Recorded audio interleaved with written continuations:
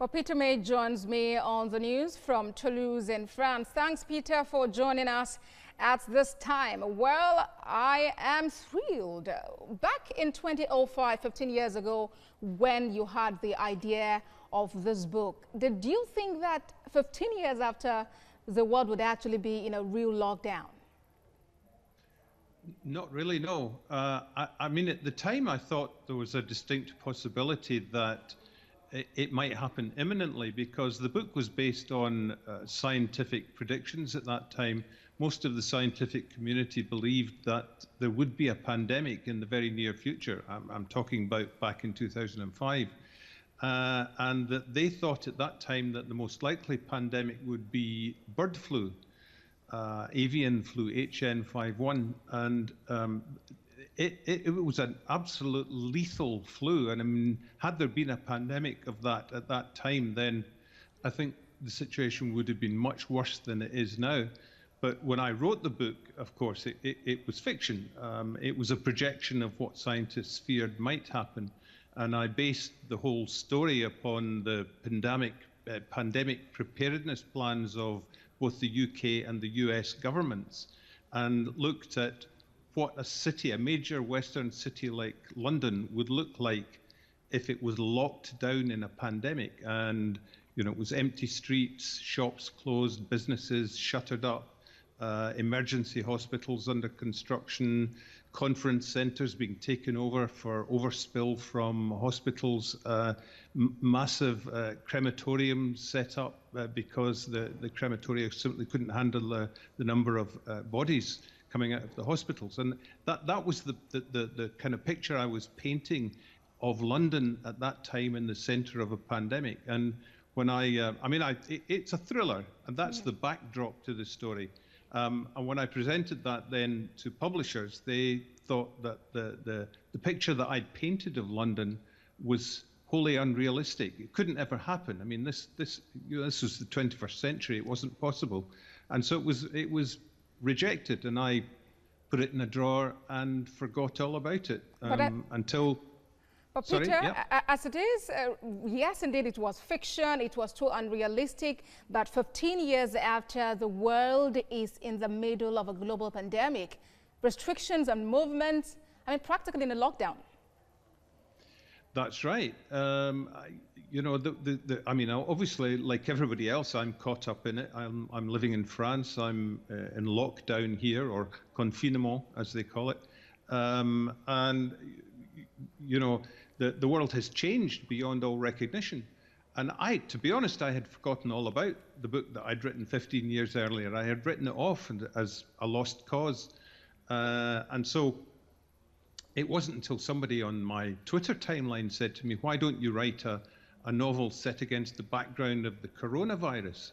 I suddenly thought, wait a minute, I've already done that 15 years ago.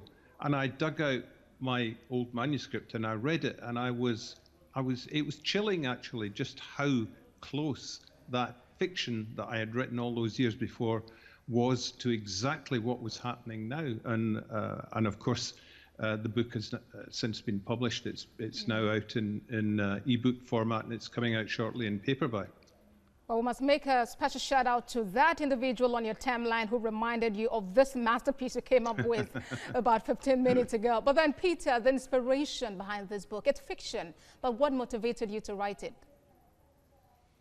Well, I'd done a lot of research previously into a book. I wrote a series of books set in China, and in one of those books, I had done a story about bioterrorists, and they had isolated the Spanish flu virus from 1918, and that's like probably the worst pandemic in history, 102 years ago. And I'd done a huge amount of research into that, so I understood what the principles were about the infection, how a virus worked and how it could spread, not just in a single community, but around the world. And so when, you know, I started reading things about bird flu, it just chimed with me. My recollection went right back to that research into the Spanish flu, and that gave me the idea then to write the book. But you know, as I say, I wanted that as a backdrop to a murder. Because it's a thriller. It's a murder story. It's a detective spending his last 24 hours in the Metropolitan Police Force investigating the murder of a child whose bones are found on a building site where they're constructing an emergency hospital. Well, you wrote this book, Peter, when you were 53. That was 15 years ago. Now you are 68. It was rejected back then, but now it's been published. What changed? What's changed? Well, lots of things have changed. I wrote, at that same time, I wrote a couple of other books that I couldn't find a publisher for. One of them was called The Black House. And that was roundly rejected by the British publishing establishment at that time. And 5 years later, my French publisher took it up and translated it and published it in France. And from there, it became, the ripples went out, it became a worldwide bestseller. So I think what's changed between then and now is that British publishing is only now just beginning to get up to speed with, what the rest of the world is reading and what they want to read. All right, and then what are the similarities between the London lockdown, or lockdown London you described in your book, and the present day realities? Well, they're very similar. I mean, I think the empty streets,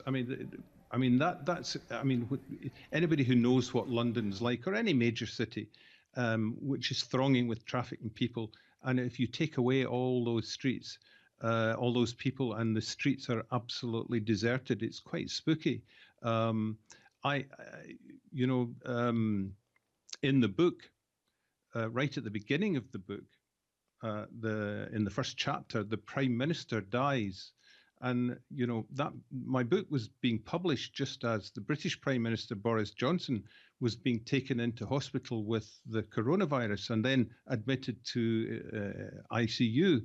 And in fact, that was so spookily close to what was happening in the book that I began to worry that perhaps I was a clairvoyant, and I didn't want to be responsible for anybody's death.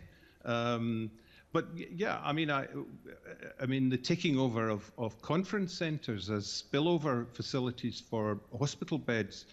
In the book, I use what was then called the Millennium Dome, which is now, I think, the O2 Arena, and used that as a kind of emergency hospital overspill facility. All right.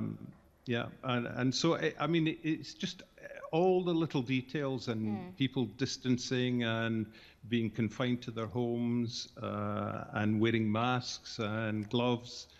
Everything that you would recognize that's happening now is there in the book.